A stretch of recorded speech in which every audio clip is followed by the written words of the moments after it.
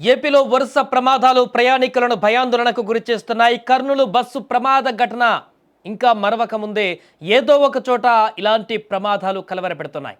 తాజాగా కర్నూలు జిల్లా శివారులో మరొక బస్సు ప్రమాదం తప్పింది. పాండిచ్చేరి నుంచి హైదరాబాద్కు వస్తున్న కావేరీ ట్రావెల్స్ బస్సు కర్నూలు సమీపంలోకి రాగానే అదుపు తప్పింది. దీంతో రోడ్డు డివైడర్ను దాటి పక్క రోడ్డులోకి దూసుకుపోయింది ఆ బస్సు.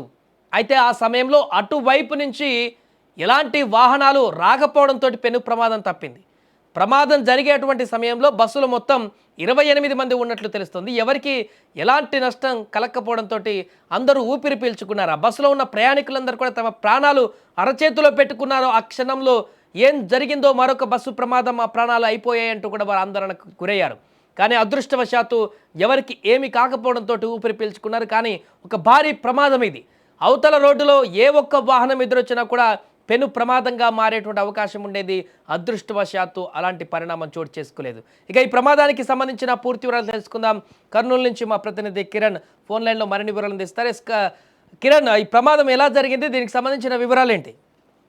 కర్నూలు జిల్లాలో ప్రైవేట్ ట్రావెల్స్ బస్సు ప్రమాదాలు పెరిగిపోతున్నాయని చెప్పొచ్చు. అయితే ఈ రోజు తెల్లవారుజామున కర్నూలు నగర సమీపంలోని టిట్కో గృహాల దగ్గర ఉన్న హైవేలో bus private travels Kaveri travels bus అదుపు తప్పి డివైడర్ ని ఢీకొడి ఎదురుగా అవతల రోడ్ కి అయితే వెళ్ళడం అయితే జరిగింది.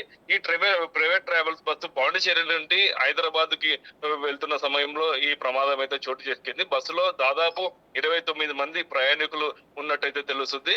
ఈ ప్రమాదంలో ఎక్కడ కూడా ఎవరు కూడా ఎలాంటి గాయాలు కాలేదు. ఎవరు కూడా ప్రమాదవశాత్తు ఎవరు కూడా ఏమి కూడా కాలేదు. అయితే ఎదురుగా అవతల డివైడర్ దాటి అవతల ఆపోజిట్ రోడ్డుకి దూసుకుపోయిన బస్సు ఎదురుగా ఎలాంటి వాహనం రాకపోవడంతో ప్రమాదం తప్పిందని చెప్పి చెప్పుకోవచ్చు. ఇటీవలనే మొన్ననే ఆలగడ్డ దగ్గర తిరువేళ్ల దగ్గర కూడా ఇదే ఇలాంటి ప్రమాదమే. అయితే ప్రైవేట్ ట్రావెల్స్ బస్సు టైర్ పేలి ఎదురుగా వస్తున్న కంటైనర్ లారీని ఢీకొట్టడంతో అక్కడ మొత్తం బస్సు దగ్ధమైంది. ఘటన అయితే మొన్ననే వెలుగులోకి వచ్చింది. అయితే ఈసారి ఇప్పుడు కూడా ఎలాంటి ప్రమాదం వశాత్తు కూడా ఎవరు కూడా ఏం కాకపోవడంతో అందరు కూడా ఊపిరి పీల్చుకోవడం అయితే జరిగింది.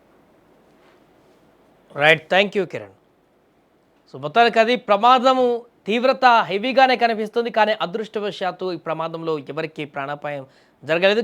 కొన్ని రోజుల క్రితమే టైరు పేలినటువంటి ఘటనలో అదొక బస్సు ప్రమాద ఘటన చూసాం. అంతకుముందు జరిగినటువంటి కర్నూలు అగ్ని ప్రమాద ఘటన చూసాం.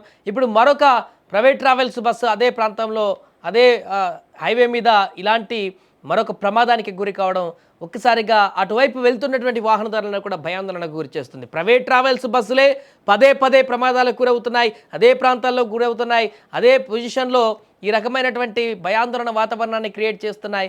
ప్రయాణికులు మాత్రం గుండెలు అరచేతుల్లో ప్రాణాలు పెట్టుకొని వారి గుండెలు గుబేలుమంటూ కూడా అక్కడ ప్రయాణాన్ని కొనసాగిస్తున్నటువంటి సందర్భం ఉంది. ఏదేమైనా కూడా అర్ధరాత్రి జరిగినటువంటి పెను ప్రమాదం అయితే అక్కడ వెళ్ళేటువంటి రహదారిలో వెళ్ళేటువంటి తోటి వాహనదారులను కూడా ఉలికి పడేలా చేసింది.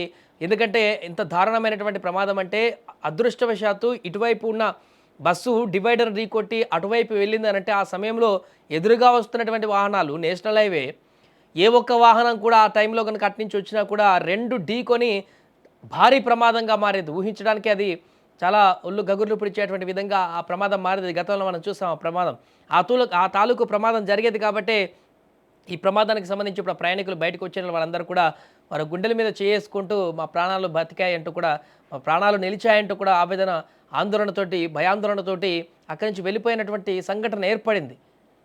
పూర్తిగా ఏ దేవుడు మమ్మల్ని రక్షించారంటూ కూడా వారు ఆర్తనాదాల కన్నీళ్లు పెట్టుకుని అక్కడి నుంచి వెళ్ళినటువంటి సందర్భం ఉంది. ఏదేమైనా కూడా మరొకసారి కర్నూలు జిల్లాలో చోటు చేసుకున్నటువంటి ఒక బస్సు ప్రమాద ఘటన అయితే ఉలిక్కిపడేలా చేసింది.